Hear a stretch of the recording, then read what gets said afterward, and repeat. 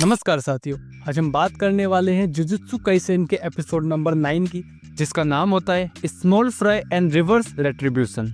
Episode की शुरुआत होती है जब स्कूल में 3 लड़के एक लड़के की पिटाई कर रहे होते हैं, कहते हुए कि वो उसकी दोस्त की ब्रेस्ट देख रहा था। जुनपुई मन में कहता है कि काश वो इन सब लोगों को मार सकता जो उससे हेट करते हैं, वो भी बिना किसी झिझक के। कुछ टाइम बाद वो लड़का Junpei Yoshino human heart form 3 movie देखने थिएटर में आता है, लेकिन अंदर वो देखता है कि 3 लड़के मूवी में नहीं बल्कि आपस में ही बात कर रहे हैं, जो कि एक डिस्टरबेंस क्रिएट कर रहे हैं, जो कि वही सेम स्टूडेंट्स होते हैं जो स्कूल में बुली करते हैं।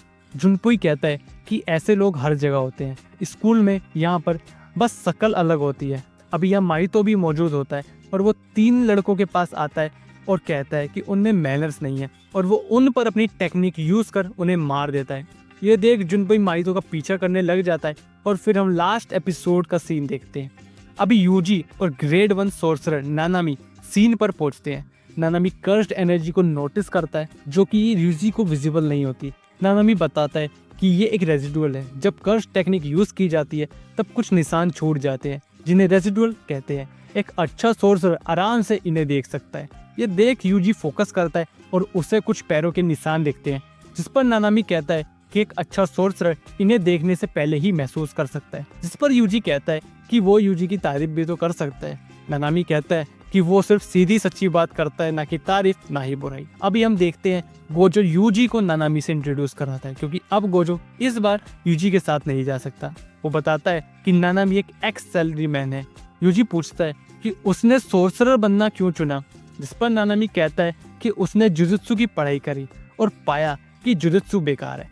उसने फिर कंपनी में भी काम किया और फिर उसने पाया कि कंपनी भी बेकार है, तो उसने वो चुना जिसमें वो माहिर है।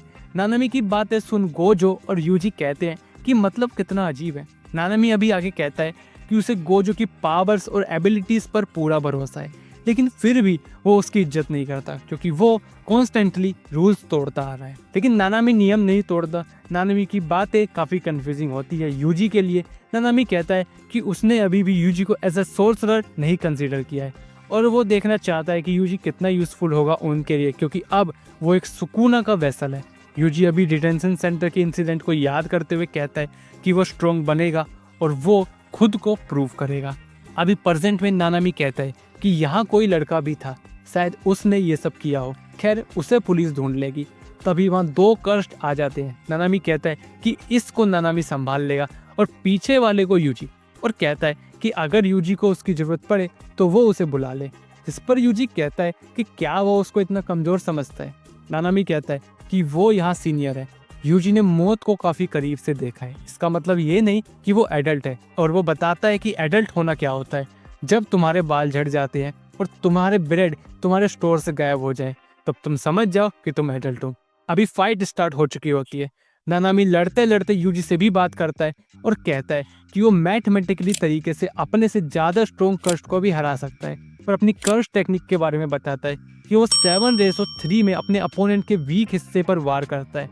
इससे वो अपने से स्ट्रॉन्ग कर्स्ट को भी हरा सकता है। और यूजी को कहता है कि वो उसे सुन रहा है ना, जिसकी वजह से यूजी बार बार फोकस नहीं कर पाता और नानामी अभी अपने नाइफ से कर्स्ट को मार देता है। यूजी ये देख काफी इम्प्रेस होता है कि उसने बिना नाइफ के कवर को उतारे उसको मार दिया। अभी यूजी अपनी कर्स्ट टेक्निक यूज करता है और गोजो की बात को याद करता है कि यूजी की टेक्निक काफी स्लो है। मतलब पहले वो वार करता है, फिर उसकी कर्स्ट एनर्जी बाहर आती है, जिसकी वजह से वो दुश्मन को 2 बार चोट पहुंचाता है, और इसको गोजो नाम देता है डाइवर्जेंट फिस्ट। सेम यूजी यही करता है और नानामी देखता है कि यूजी ने कर्स्ट को हरा दिया है। मतलब गोजो ने यूजी में कुछ देखा है। यूजी की पावर दूसरे सोर्सरर से अलग है। वो अपनी 100 मार्शल आर्ट को अपने 100% कर्स एनर्जी में डाल सकता है। नानामी समझता है कि क्यों गोजो ने यूजी को उसके साथ भेजा। अभी नानामी यूजी के साथ होता है। सोको उन्हें बताती है कि जो कर्स मरे वो पहले इंसान थे, लेकिन वो पहले ही मर चुके थे, तो यूजी खुद को ब्लेम ना करे। नानामी समझता है कि वहाँ रेसिडुअल भी इसलिए छोड़े गए थे ताकि वो इनका पीछा कर सके। ये सुन यूजी नाखुश हो जाता है, क्योंकि उसे लगता है कि वो भी कहीं ना कहीं इन लोगों की मौत का जिम्मेदार है। नानामी समझता है कि ये लड़का दूसरों की तकलीफ में भी शरीक हो जाता है, और वो उससे कहता है कि उनका दुश्मन काफी स्ट्रॉन्ग है, तो उन्हें अब तैयार होना होगा। अभी इस तरफ माहितो जुनपुई को कर्स्ट के बारे में बताता है कि कि वो ह्यूमन के फियर से बनते हैं, और फियर कैसा भी हो सकता है, नेचुरल डिजास्टर जैसा भी। और जो नेचुरल डिजास्टर फियर से बनते हैं वो काफी पावरफुल होते हैं, और वो कष्ट माहितो के दोस्त हैं जैसे जोगो। जुनपुई पूछता है फिर माहितो कैसा कष्ट है। माहितो बताता है कि वो एक ऐसा कष्ट है जिसका जन्म इंसानों के फियर और नफरत से हुआ है।